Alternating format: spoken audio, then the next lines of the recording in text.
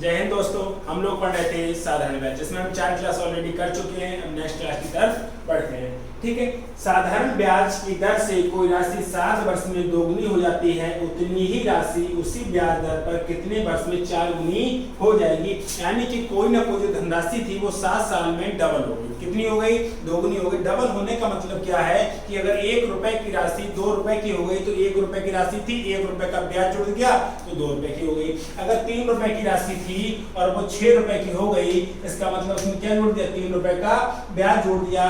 4 रुपए की राशि थी और यह 8 रुपए हो गई तो क्या कर दिया? 4 रुपए इसमें ब्याज जोड़ दिया। ठीक है, ऐसे ही अगर 9 रुपए की राशि थी और ये डबल हो गई यानी कि 18 रुपए हो गई तो इसमें क्या हुआ है? 9 रुपए का ब्याज जोड़ दिया। इसी से ले रहा होगा। ठीक है, अब हमें समझते हैं कि 9, 4, 3, 2 इन सवालों को ना, ऐसे नंबरों को ना मान के एक अच्छा सा नंबर मान लो। वो नंबर क्या मान लो? आप 100 मान लो। उस नंबर को क्या मान लो? आप 100 मान लो। मान किसी भी नंबर से आपका आंसर आ जाएगा, लेकिन आप 100 को अज्यूम कर लो। आपने कहा कि अगर 100 रुपए का जो अमाउंट था वो 200 का हो गया, इसका मतलब इसमें 100 रुपए का क्या जोड़ दिया? ब्याज। करेक्ट। 100 रुपए की राशि 200 रुपए की हो गई, इसका मतलब साफ साफ है कि इसमें 100 रुपए का क्या जोड़ा गया है? 100 रुपए का इसमें ब्याज जोड़ा गया है। और सवाल कह रहा है कि कितने वर्ष में? 7 वर्ष में। तो 7 साल का साधारण ब्याज जोड़ा गया। इसका मतलब हमारे हिसाब से 100 रुपए जोड़ा गया है, लेकिन जब 7 साल में डबल हो रहा है तो 7 साल का साधारण ब्याज जोड़ा गया है। ठीक है, अब सवाल कह रहा है उतनी ही राशि यानी कि 100 रुपए ही अमाउंट, कितनी 100 रुपए ही अमाउंट उसी ब्याज दर पर कितने वर्षों में 4 गुना अर्थात 400 रुपया हो जाएगा। तो 100 रुपया 400 रुपया होगा, इसका मतलब क्या है कि 300 रुपए क्या जोड़ा गया होगा? ब्याज जोड़ा गया होगा। 300 रुपए क्या जोड़ा गया होगा? ब्याज जोड़ा गया होगा। जैसे 100 रुपए की राशि 200 रुपए की हुई है तो 100 रुपए क्या जोड़ा है? ब्याज जोड़ा है। और ये 100 रुपए कितने सालों का ब्याज है? 7 सालों का ब्याज है। ये कौन कह रहा था? क्वेश्चन कह रहा था। तो ये 100 रुपए की राशि 400 रुपए की हो गई, ये 100 रुपए की राशि 400 रुपए की हो गई, तो इसमें 300 रुपए का क्या जोड़ा गया है? इसमें 300 रुपए का ब्याज जोड़ा गया है। तो आप इस चीज को समझो कि 300 रुपए का ब्याज मिलेगा कैसे? जब 7 साल का साधारण ब्याज 100 है और अगर 300 ब्याज चाहिए तो 3 से उधर गुणा कर दो। 300 कितना हो जाएगा? 21 साल का ब्याज। यानी कि 21 साल का साधारण ब्याज कितना होगा? 300 रुपए। तो आप कह पाओगे कि 21 साल में ये राशि कितनी हो जाएगी? 4 गुनी हो जाएगी। ये राशि कितनी गुनी हो जाएगी? 4 गुनी हो जाएगी। 7 साल का साधारण ब्याज 100 है। 7 साल का साधारण ब्याज कितना है? 100। तो अगले 7 साल का भी साधारण ब्याज कितना होगा? 100। और अगले 7 साल का भी साधारण ब्याज कितना होगा? 100। तो हम कह पाएंगे कि 21 सालों का सिंपल इंटरेस्ट कितना हो रहा है? 300 हो रहा है। तो ऐसे ही हमने किया कि 7 साल का साधारण ब्याज 100 है तो 21 साल का साधारण ब्याज कितना हो जाएगा? 300 हो जाएगा। और 100 में अगर 300 ऐड कर देंगे तो कितना हो जाएगा? 400 हो जाएगा। ठीक है, बढ़ते हैं हम लोग नेक्स्ट क्वेश्चन की तरफ।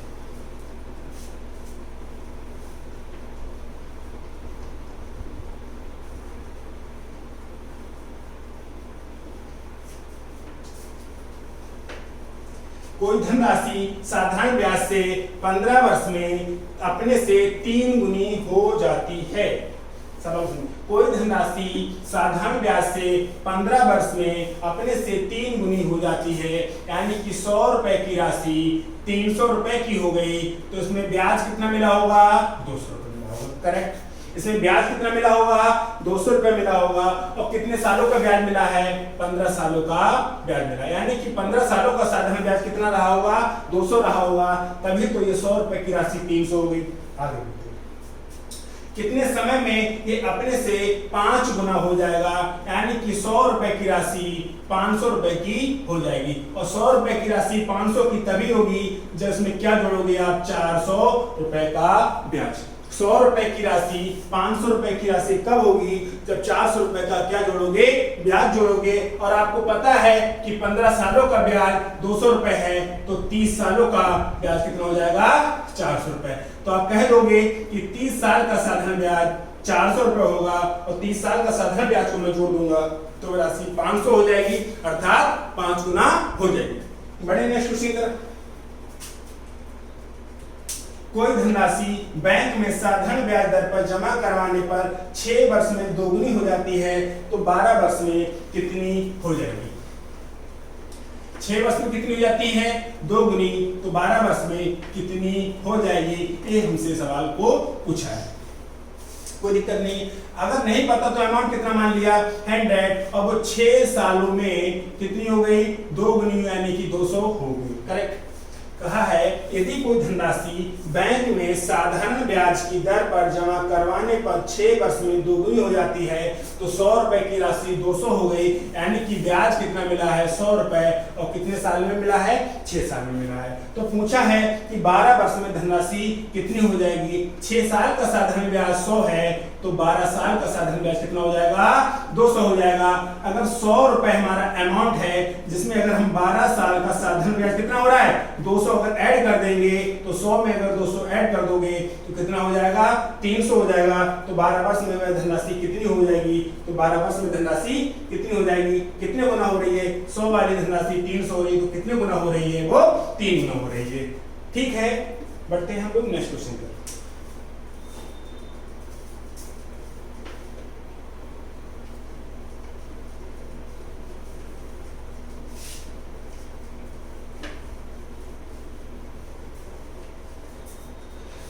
कोई मूल राशि कितने प्रतिशत के साधारण ब्याज से 15 वर्ष में दोगुनी हो जाएगी।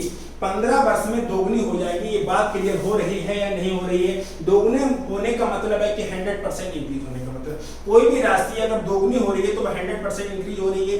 ठीक है, अगर 100 रुपए की धनराशि कितनी हो रही है 200 रुपए की हो रही है और किस दर से हो रही है ये पूछा है ना। कोई मूल राशि कितने प्रतिशत के दर से नहीं पता तो आप कह लो कि 8% के दर से साधारण ब्याज से 15 वर्ष में कितनी हो जाएगी दोगुनी हो जाएगी। अगर 100 का 8% निकालोगे तो आर आएगा 1 साल का आर और निकालना ब्याज कितना निकालना है 15 साल का।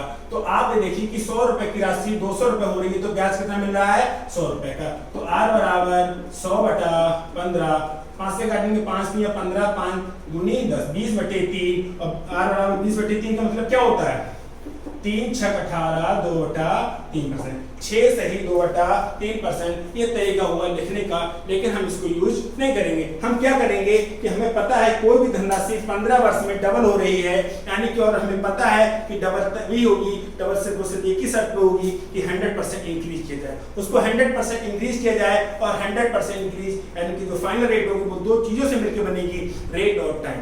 रेट और टाइम, टाइम दे रखा है 15 साल, तो 15 में किस नंबर की गुणा करें, 15 में किस नंबर की गुणा करें कि 100 बन जाए। ऐसे हम ऑप्शन का सहारा लेके कर सकते हैं। हम लोग बढ़ते हैं नेक्स्ट क्वेश्चन की तरफ।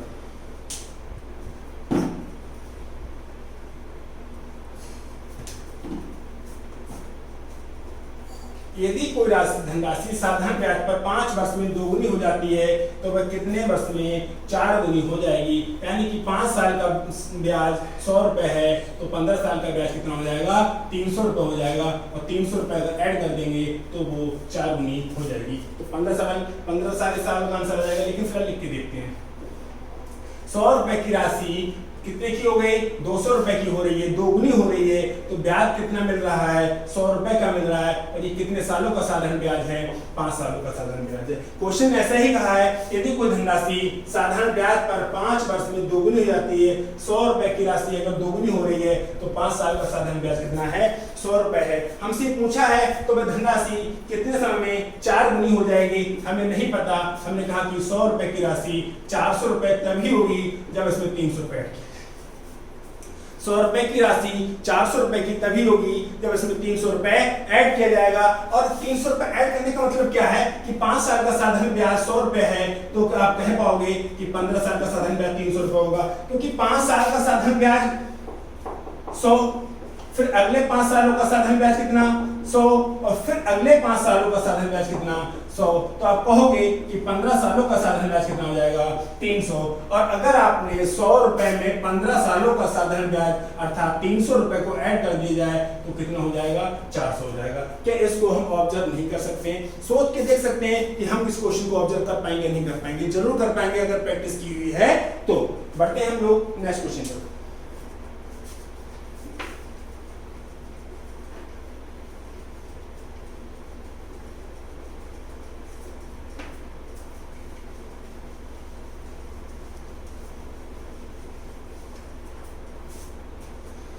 कोई राशि 15 वर्ष में किस साधारण ब्याज की दर से दोगुनी हो जाएगी। 15 वर्ष में दोगुनी हो जाएगी, इससे पहले भी सवाल था लेकिन लैंग्वेज चेंज है, सवाल का जो सॉल्यूशन होगा वो बिल्कुल सेम होगा। लैंग्वेज चेंज होने की कोई दिक्कत नहीं है। मैंने कहा कोई राशि 15 वर्ष में किस साधारण ब्याज की दर पर दोगुनी हो जाएगी, और आपको ये बात क्लियर है कि दोगुनी होने का मतलब है कि 100% की होने का मतलब अगर 100 रुपए की राशि 200 रुपए की हो रही है तो 100% इंक्रीमेंट हो रहा है, और 100% दो चीजों से मिलकर बनेगा रेट ऑफ टाइम। टाइम दे रखा है 15 साल, तो रेट क्या होगी कि 15 में सोचो कि 15 में मैं किस नंबर की गुणा कर दूं कि क्या बन जाए 100 बन जाए, और वो नंबर कहां से होगा, वो नंबर उठाएंगे ऑप्शन से, तो नंबर उठाएंगे ऑप्शन से। अब ऑप्शन को देखिए कि 15 में मैं किस नंबर की गुणा कर दूं कि 100 हो जाए। क्या अगर 15 में 25 की गुणा कर दोगे, 25 और 15 गुणा कर दोगे क्या 100 मिलेगा? नहीं। क्या 5 और 15 की गुणा कर दोगे क्या 100 मिलने की पॉसिबिलिटी है? आप कहोगे नहीं। अगर 6 और 15 की गुणा कर दी जाए तो 15 छक्का 90 आएगा, लेकिन आपको चाहिए 100। जब तीन ऑप्शन गलत हो गए तो चौथे का करेक्ट होना उसकी मजबूरी है।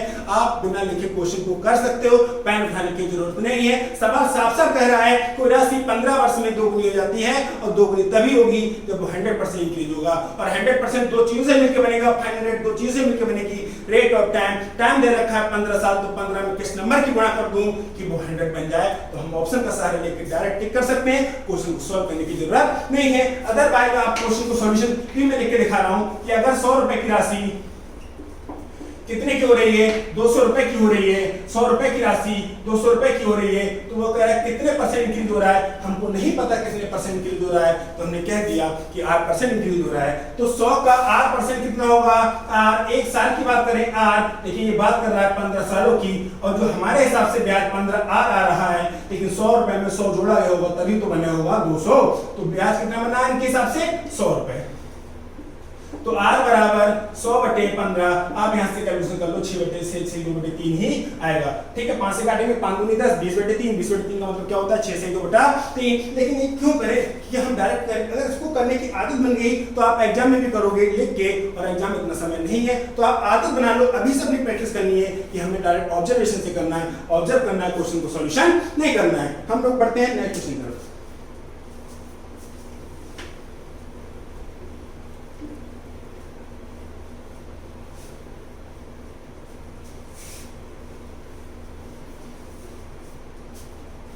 कितने समय में कोई धनराशि साधारण ब्याज की 15% वार्षिक दर से स्वयं के दोगुनी के बराबर हो जाएगी? सेम सवाल है। नेक्स्ट, कोई धनराशि साधारण ब्याज की किस प्रतिशत वार्षिक दर से 5 वर्ष में दोगुनी हो जाती है तथा किसी अन्य दर से 12 वर्ष में 3 गुनी हो जाती है? कम ब्याज की दर क्या है? अब यहाँ पर दो सवाल है, दोनों को समझना पड़ेगा। आप ये समझिए कि 5 साल में तो डबल होता है, लेकिन 12 साल में 3 गुना होता है। कोई राशि अगर 100 रुपए की राशि है और वो 5 साल में, यानी कि 5 साल में की ब्याज कर दें तो 5 साल में तो डबल हो जाती है, और अगर वही राशि है तो 100 रुपए हो तो 12 साल में कितनी हो जाती है? ट्रिपल हो जाती है, ट्रिपल हो जाती है, 3 गुनी हो जाती है। ठीक है, ऐसे ही कहा है कोई धनराशि साधारण ब्याज की किस वार्षिक दर से 5 वर्ष में दोगुनी हो जाती है तथा किसी दर से 12 वर्ष में 3 गुनी हो जाती है? कम वार्षिक दर बताइए, यानी कि जो परसेंटेज की रेट कम है वो आपको बतानी है। तो आपको दोनों सॉल्व चेक करने पड़ेंगे, फिर जो कम होगी वो आपको चेक करना पड़ेगा, और इतना समय आपके पास नहीं है। तो आप खुद नहीं सोच सकते हो कि 5 साल में डबल हो रहा है और 12 साल में 3 गुना हो रहा है, तो रेट परसेंटेज ज्यादा कौन सी है? अरे भाई साहब, 5 साल में डबल हो रहा है, 5 साल में डबल, ये 5 साल में डबल होगा तो अगले 5 साल में फिर से डबल हो जाएगा। कितना हो जाएगा? 400। अब देखिए सिर्फ 10 सालों में, सिर्फ 10 सालों में ये 4 गुना हो गया, तो ये सिर्फ 12 सालों में 3 गुना हो रहा है। तो ये साफ साफ दिख रहा है कि ये परसेंटेज की रेट ज्यादा है, ये ज्यादा है और ये कम है। अब यहाँ पर सिर्फ ये क्वेश्चन को चेक करना पड़ेगा, दोनों को चेक नहीं करेंगे। आपको देखिए कि 5 सालों में डबल हो रहा है, तो अगले 5 सालों में फिर से डबल हो जाएगा, तो 10 सालों में कितना हुआ? ओवरऑल 4 गुना। तो 10 सालों में ओवरऑल कितना हुआ?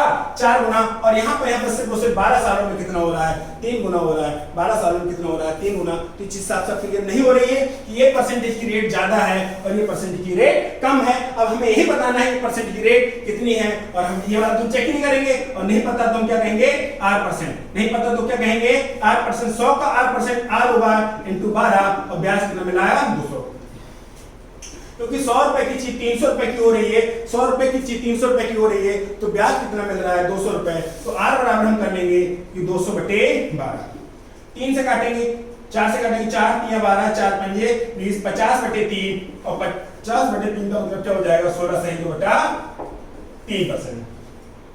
अब बात आती है कि हम दोनों सवाल को सॉल्व करें। आप यहाँ भी चेक कर लो, यहाँ पर समय बर्बाद हो जाएगा। जब समय बर्बाद हो जाएगा, आपको समय बचाना है, तो आपके दिमाग में बात आनी चाहिए कि 5 साल में डबल हो रहा है और 12 साल में 3 गुना हो रहा है, तो 5 साल में डबल में फायदा है, क्योंकि 5 साल में डबल, अगले 5 सालों में डबल। अगर सिर्फ 10 सालों में कितना हो जाएगा, 4 गुना हो जाएगा, और वो 12 सालों में कितना हो रहा है, 3 गुना हो रहा है। तो परसेंटेज की रेट कहाँ पर है, 5% पे ज्यादा है, मतलब 5 सालों वाली ज्यादा है। तो हमें बतानी कौन सी थी, कम वाली जो पूछा उसी पे फोकस करेंगे। उन्होंने पूछा था कम वार्षिक दर की ब्याज, और हमें साफ साफ दिख रहा है कि ये वाली ज्यादा आएगी, तो उसको हमने चेक कर लिया, जो आया 16 सही 2/3, जो ऑप्शन 4 में दे रखा है। पढ़ते हैं हम लोग नेक्स्ट क्वेश्चन।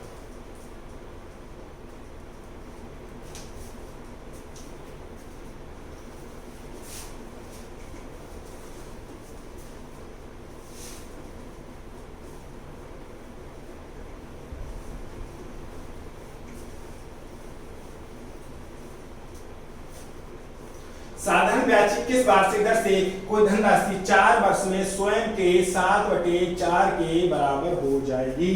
आपको एक बात समझ में आ रही है, कोई भी धनराशि है वो कितने सालों में, 4 सालों में स्वयं के 7/4 गुने के बराबर हो जाएगी।